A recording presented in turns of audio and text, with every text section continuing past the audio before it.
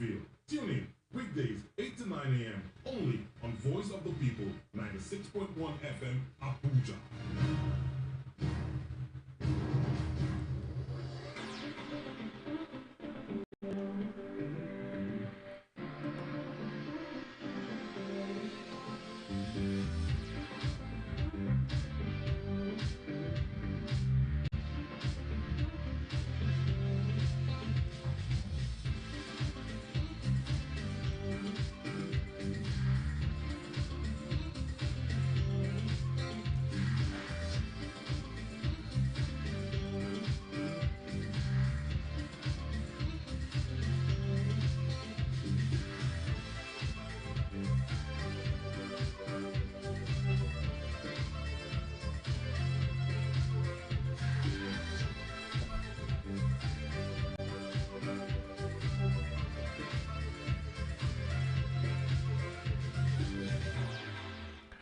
Once again, good morning and thanks for tuning in to Voice of the People 96.1 FM.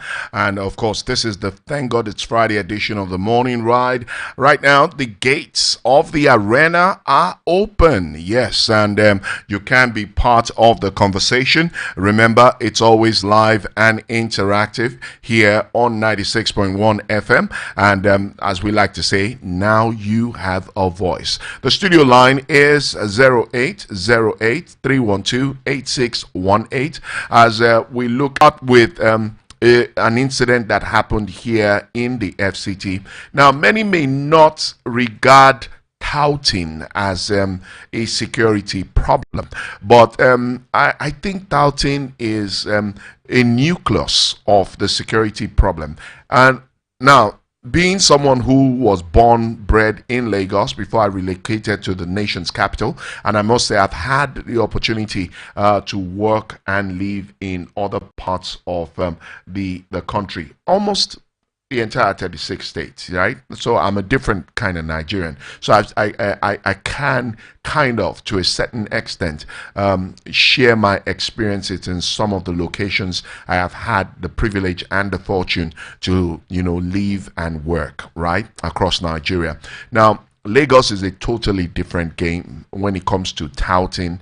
I like to say this, I'm a Bariga boy, and anybody who knows Lagos very well knows that Bariga is one of those locations in Lagos that is one, known for being the headquarters day, and also one of those core places where you found street orchards, touts, as we like to call them, area boys. In a video shared on X, formerly Twitter, the shocking incident triggered immediate mob retaliation, with furious residents and passers-by descending. Checked activities boiled over into vigilante justice. Now, this tragedy comes amid growing concerns over the spread of Agbero culture in Abuja, a city not traditionally known for such activities. I'm hoping that this morning somebody or some persons will call in to share this experience, because I'm going to share an experience my friend Wale had on that same I think it was not Mabuchi, but approaching I'm trying to remember, Utako Bridge. Yes, Utako. And this trend of Agberos is becoming a major problem, right? It's becoming a major problem. I wish I can get Wale on the line. I will try and send him a message if I can, so that he shares his own experience of this kind of scenario that is gradually taking over the nation's capital. Now, you understand? Distant safety risk at that location. Now, the development has sparked outrage online and offline, with citizens calling for urgent government action to regulate motor parks, enforce traffic laws, and address the influence of touts in the nation's capital. However, authorities have not yet issued a statement on the incident at the time of filing this report. So it's it's crazy. It's crazy to see that the nation's capital. I'm trying to see if I can get that video, and so you can take a listen. You know, and so that we can give you some you know my hands on that video, so that we can give you some insight. I mean, the president is talking about, state policing. We've been on the matter of state policing, especially with regards to the subject of insecurity, for almost forever. And the lives of innocent Nigerians are being lost on a daily. I mean, it's unbelievable that this at this time and era that Nigerians should be still going through we know what is going on in the northeast. We know what is going on in the southeast, and yet even in the nation's capital, we are not safe because of the activity. We need to begin to deal with issues decisively, pragmatically, because we can't continue. We can't continue in this manner. We can't continue. And it's crazy. It's crazy that these are the things we have to deal with as far as the nation's capital is concerned.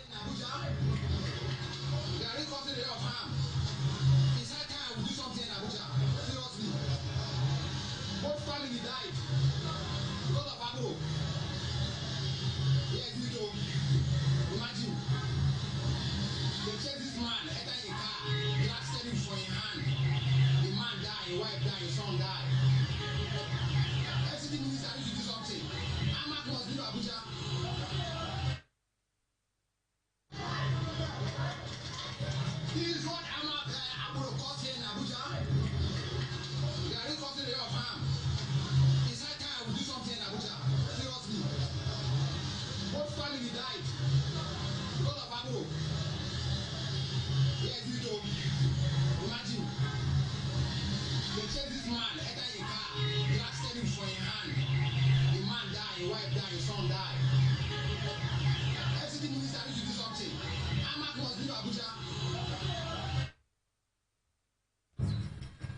battle for ideas has begun. Get ready to enter the arena. Join the conversation on the most controversial and thought-provoking current affairs radio talk show in Abuja. Luckily for me, I'm the FCT minister now. So here's my territory.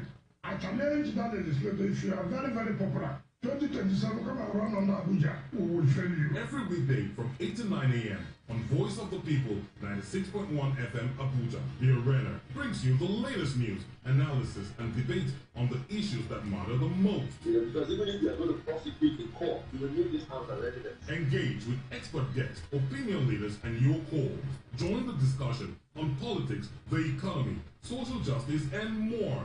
Don't just listen, participate, call in, share your thoughts on topics that shape our world. The arena, where ideas collide and the truth is revealed. Tune in weekdays 8 to 9 a.m. only on Voice of the People, 96.1 FM Abuja.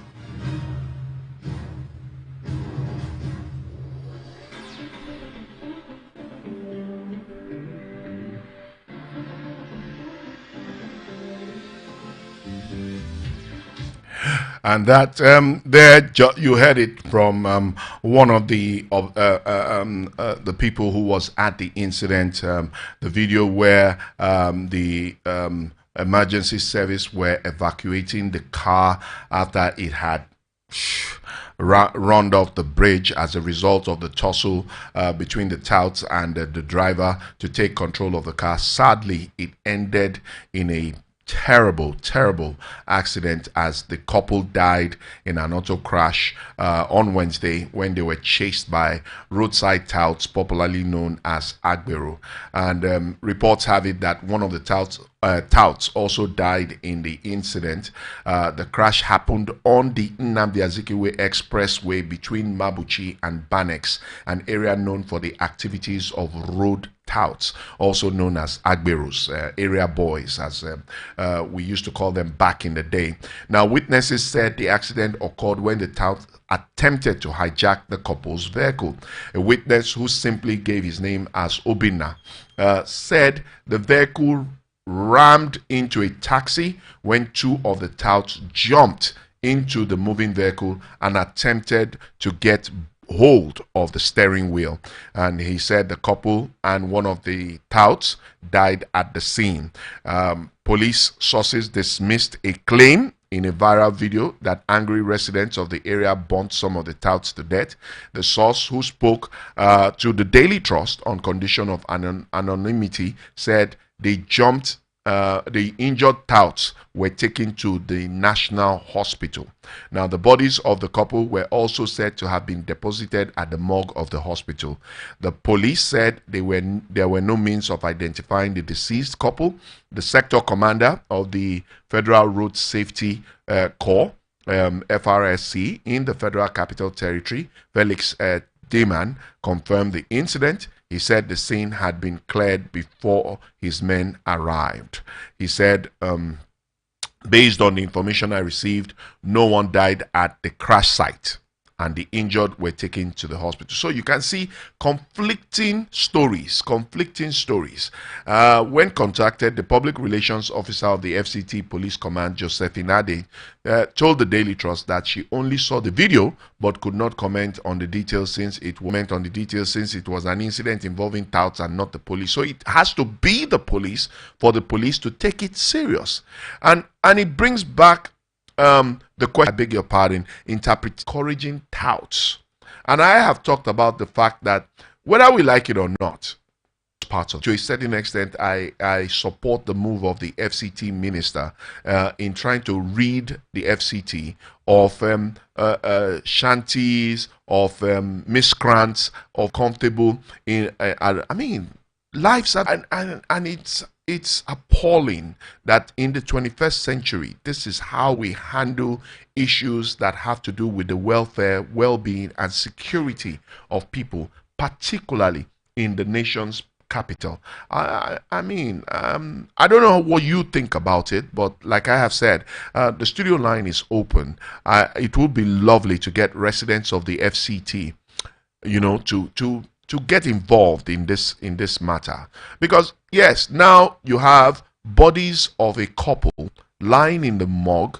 Contact their relatives or family members so that they can get proper burial.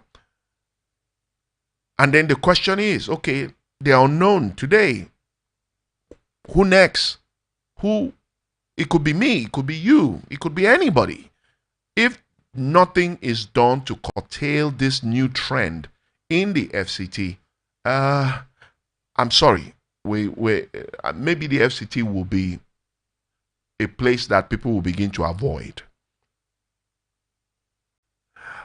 Now, Mike, who was among the roadside touts that allegedly caused the accident that killed a couple in the Mabuchi area of Abuja on Wednesday, he was injured. He was among those that were injured, and he spoke to the media from the hospital bed. He said one of the three touts who allegedly entered the couple's vehicle, which crashed in a Mazda, into a Mazda at Mabuchi along the Nnamdi Azikiwe Expressway, killing the couple and two of the touts. Doctors confirmed that 4 people, including the couple and 2 of the touts, had died. Now, speaking with the media who visited the hospital, one of the surviving touts, who gave his name as Mike, narrated their story and how the incident happened. Mike, 28, admitted to working for the ticketing agent.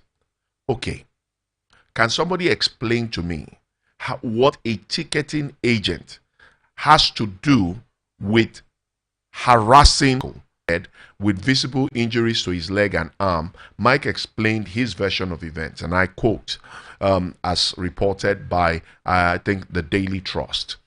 I live in Gwagwalada, but I work in the city. My job is to make sure every commercial vehicle buys a ticket before they pick up passengers. If they don't buy, we stop them. If they refuse, we can follow them. That is what happened that day.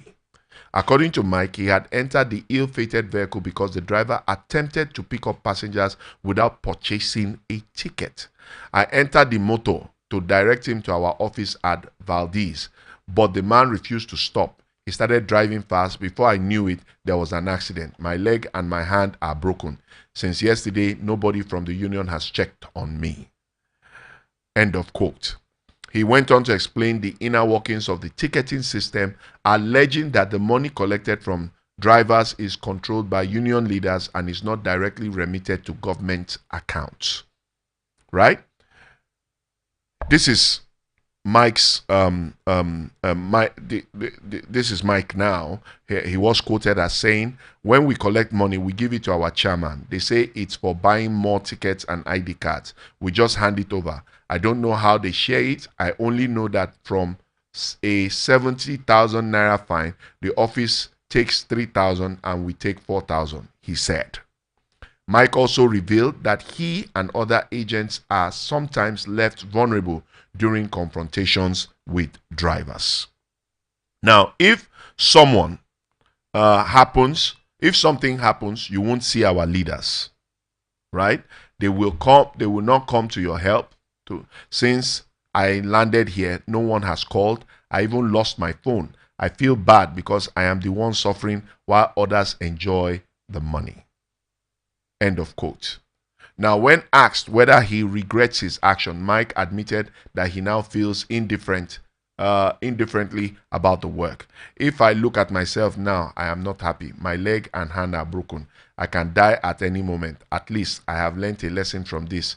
If I had known, maybe I would not have entered that car, he said quietly. Now, the FCT Police Command says it has begun an investigation into Wednesday's fatal motor accident where a man, Emeka Ehiwene, and his wife were chased to their deaths by tout popularly known as Agbero. Reacting to the incident on Thursday, 6 EC, driven by one Emeka Ehiwene and his wife, was accosted by 3 unidentified suspects who forcefully entered the vehicle near Bega Junction, Utako.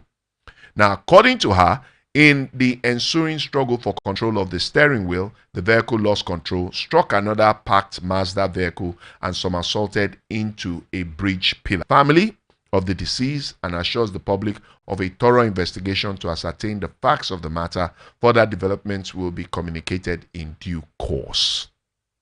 When Abuja Metro visited the National Hospital yesterday, Thursday, it was learned that some people had come to identify the victims.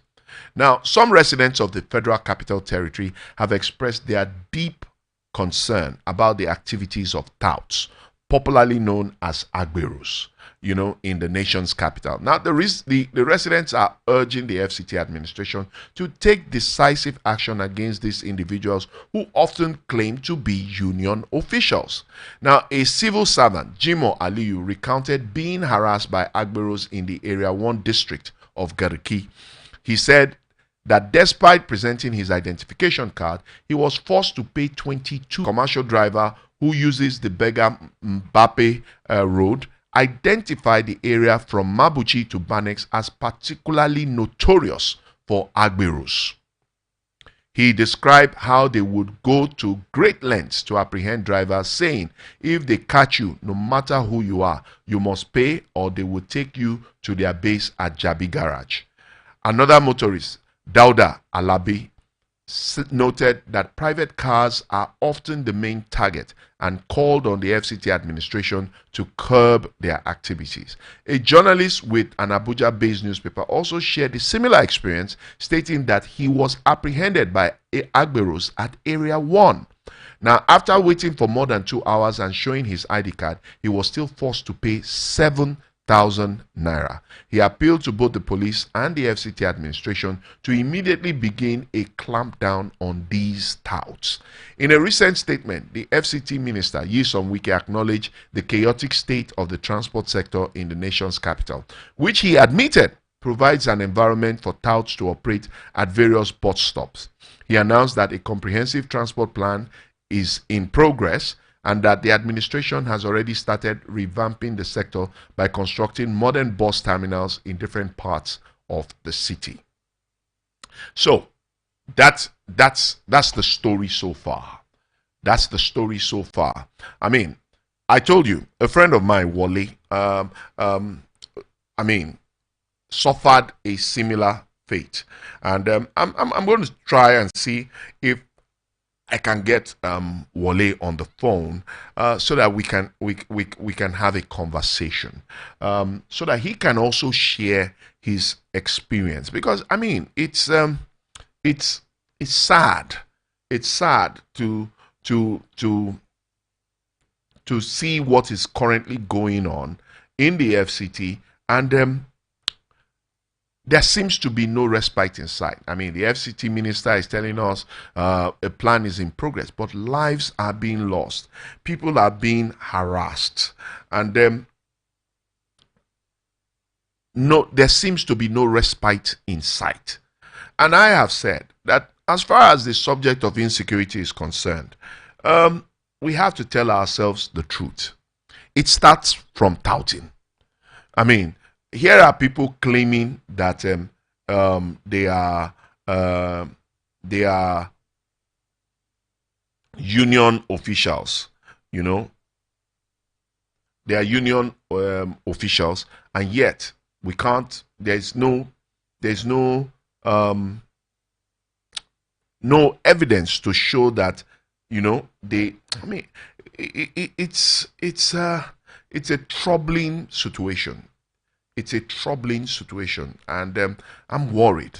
I'm seriously worried at this trend. Tell me what you think. The studio lines, just the thought about this has distorted my entire day. I know this is not the way I had thought that I was going to handle this conversation this morning, but what continues ringing in my head is the question of what is the value of the life of a what value have we placed on the life of a Nigerian? What life, what value have we and It's sad. It's sad that at this point we seem not to, truly have any value for the life of Nigerians. But it brings us back to the subject of security, because if we had effective policing that controlled activities of touts, miscreants, street urchins, as in not just in the FCT but across the country, is it possible that the lives of Nigerians will be spared? Is it possible that that we may just have a more saner, safer environment for our for citizens to thrive? Is it just possible? Is it just possible? Well, the federal government made a significant shift on the controversial issue of state policing after President Bola Tinubu declared the possibility of working with the National Assembly to design a framework that guarantees local ownership while ensuring political neutrality. Now, President Tinubu made the comment at the State House while receiving members of the Northeastern Governors Forum led by Borno State Governor Babagana Zulum. The president, who commended the resilience and collaboration of governors in the Northeast, noted that despite daunting security and developmental challenges, the region has made remarkable progress in stabilization, resettlement, and social services. He was bold. His bold declaration signals the end of buck passing, we hope, after years of hesitation on the issue of insecurity, during which criminal elements, such as the one that just during the week took the lives of a couple. I mean, whether you like, I don't know how else to classify touts, if not criminal elements and non-state actors, taking control of a city like Abuja, So, Mr. President's bold declaration signals the end of buck passing after years of hesitation on the issue of insecurity, during which criminal elements, non-state actors took control of ungoverned spaces across the country, turning them into havens for armed insurrections against the country. Now, shortly after assuming office, former President Muhammadu Buhari declared his administration's intention to recruit approximately 10,000 police officers, emphasizing that the nation's constitution stipulates the security of lives and property as a primary function of government.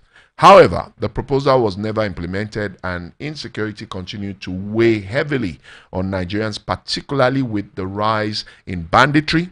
Years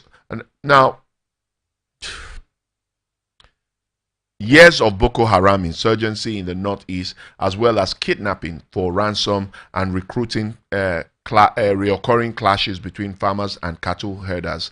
For many, it appeared the country was sliding downwards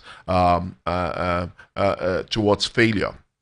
Now, attempts by some influential figures to rationalize the menace, either as a tool of political bargaining or as an extension of the North-South socioeconomic competition, left successive administrations caught in the middle, failing to address the challenge squarely as an existential problem. Now, stripped of religion and political undertones, the situation only worsened. The security of lives and property deteriorated to the extent that Nigerians from all walks of life began to question when and where the reign of insurgency actually began to beat the nation. Now, it starts with touting, because if touts cannot be curbed in the nation's capital, Abuja of all places, please tell me, why won't, of course, there is the possibility of the nation's capital falling into the hands of miscreants, all kinds of human beings, in the name of whatever they call it. How safe are we? If we cannot be safe in the nation's capital, then please tell me, where else will we be safe? A city like Lagos, residents and indigents of the state have just normalized having to deal with touts. In fact, at a point, there are certain areas in Lagos, at peak periods of traffic, people drive their cars in fear, because now I hear that they will even break your window and grab whatever it is they can grab from your car. We've seen all kinds of videos. So imagine that trend now becoming part of our lifestyle in the FCT. I really don't want to imagine it. I remember an incident where someone close to me, got robbed. Guess where? Just a few meters from the force headquarters. There are several traffic lights. She was driving from work. Then she was working as a banker, and she was driving from work, and she got to one of the traffic lights and stopped because the traffic light showed red. And before she knew it, some persons came out of the bushes very close to force headquarters, though most of those areas have been cleared now, came out, opened the back door and grabbed her handbag and went back into the bush. Fortunately, the officers on duty, the security personnel at the force headquarters saw the incident, and they quickly rushed to her rescue. And according to her, they had to open fire, into the bushes in a bid to, either stop or whatever. And then they told her, said, come back in the morning. What did you lose? She said her handbag. Okay, what do you have in the handbag? She told them. And they said, okay. They took note of it and said, come back in the morning at so time. We would have been able to recover your handbag. Now, guess what? The good news was that they did recover the handbag. And virtually most of the things that were in the handbag, apart from the cash that the lady had in her bag, the cash was taken, but every other thing was in the handbag. Of course, she had to do a police report and all of that to get her handbag back. But that has been the continuous spate of crime in the FCT, and yet it is not abating. And it has gotten to a point where touts can now jump into the private vehicles and struggle the steering. It's never been heard of anywhere in the world. I mean, are we... I don't want to believe the words of legal luminary Dele Farotimi, who said that Nigeria is a zoo. Because, I mean, ladies and gentlemen, brothers and sisters, I can't explain. I have no words to explain how some tout can jump into a private vehicle when they are supposed to be operating within the motor park. That is where your ticketing is supposed to take place. As far as the major roads of the city is concerned, you have no business being on those roads. Those roads are meant for the VIO, the road safety, the police. Touts have no business to be on the roads harassing innocent citizens, to the point of even, an injured tout is saying, now if he had known, he wouldn't have jumped into the vehicle. You had no business being on that road in the first place. You had no business being there. You said you are a ticketing officer. You are supposed to be in the motor park ticketing. That's where you deal with commercial bus drivers, commercial vehicle drivers, not private vehicles, in the name of Christ. I mean, calls for that. I mean, it's Mr. President, we can't wait for you to have that conversation with the National Assembly for that framework.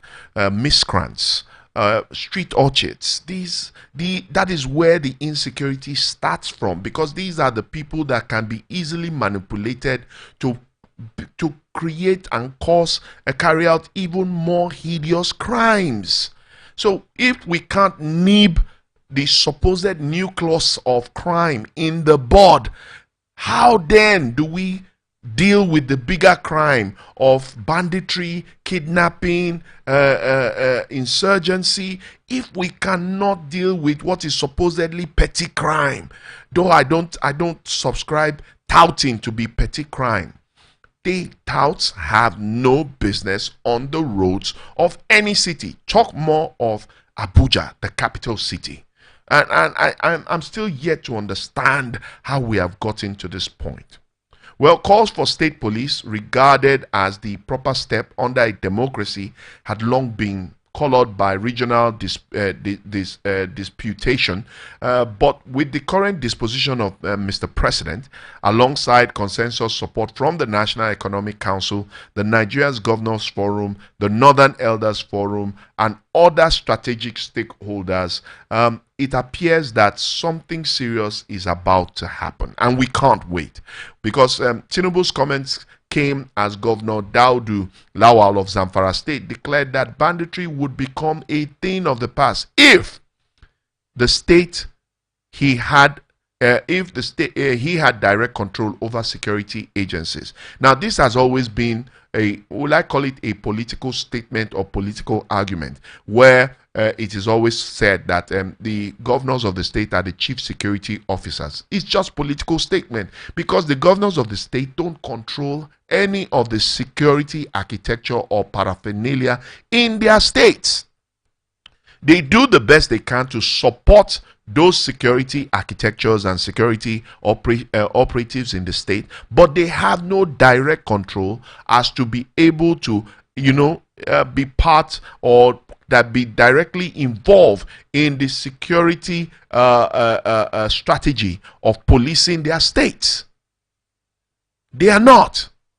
They get briefs, yes, but in terms of being able to be at the forefront of, truly being the security chief security officers of their state, is just mere political statement.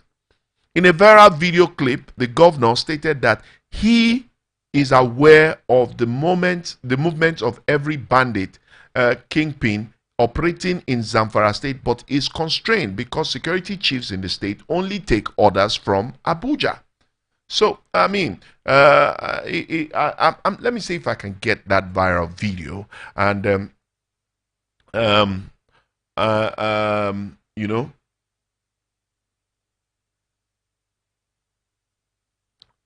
me see if I can get that viral video, and then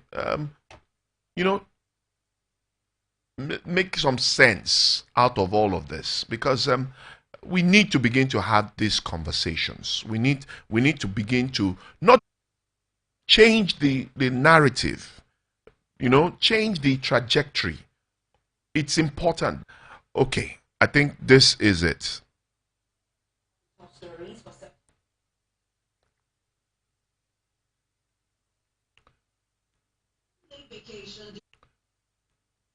Vacation, depart Abuja for Europe. Depart Abuja for Europe.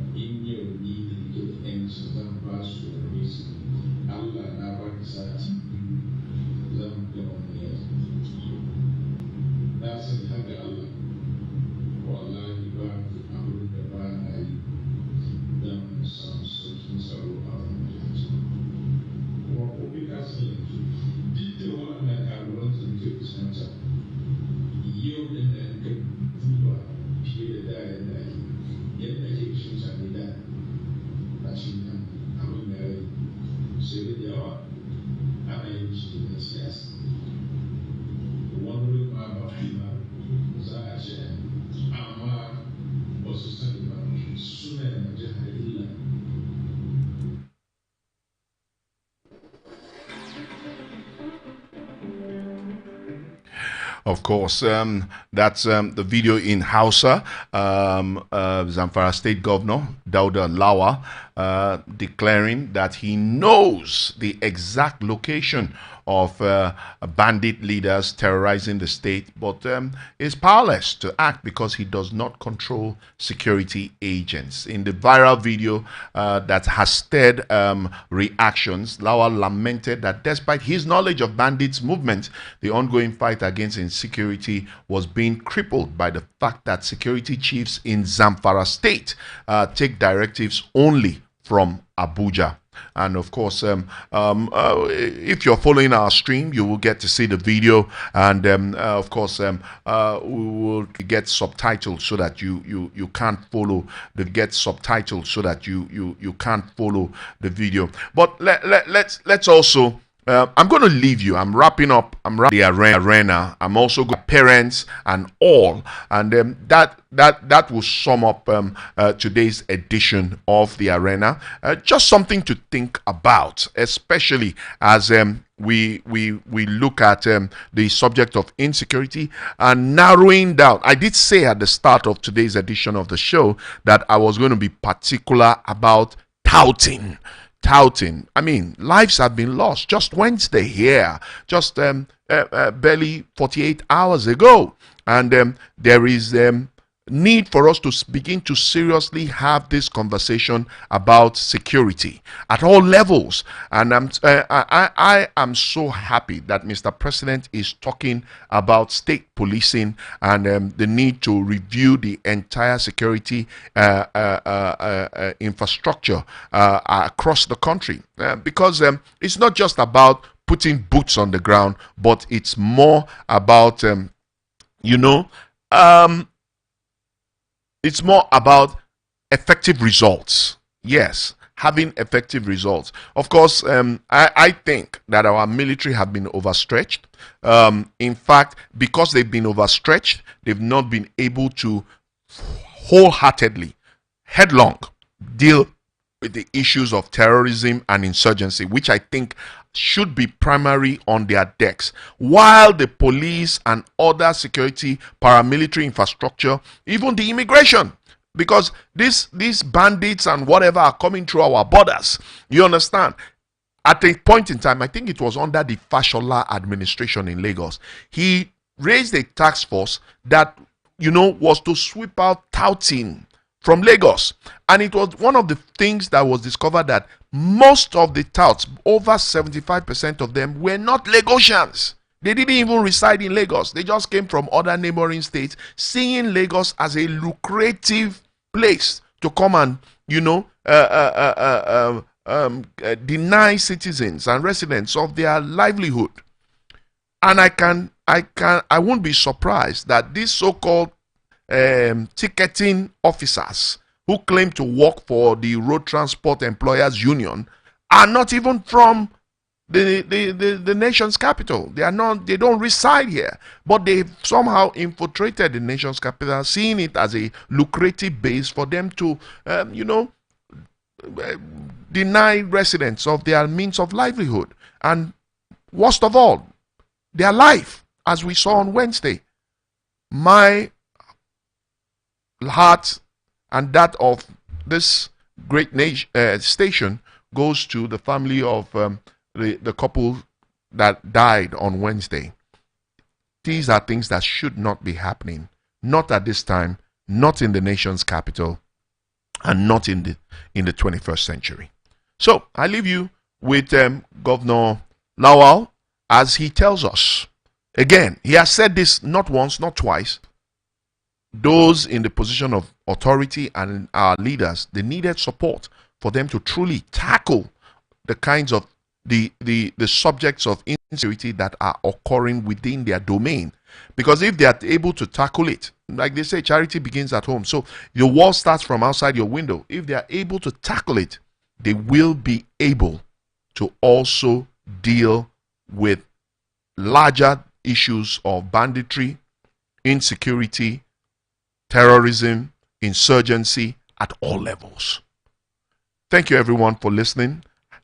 Hope you are enjoying your public holiday as we celebrate a peaceful and joyful weekend, especially as we hope that the Super Eagles will, at the end of 90 minutes, gather 3 points against the Amavubis of Rwanda.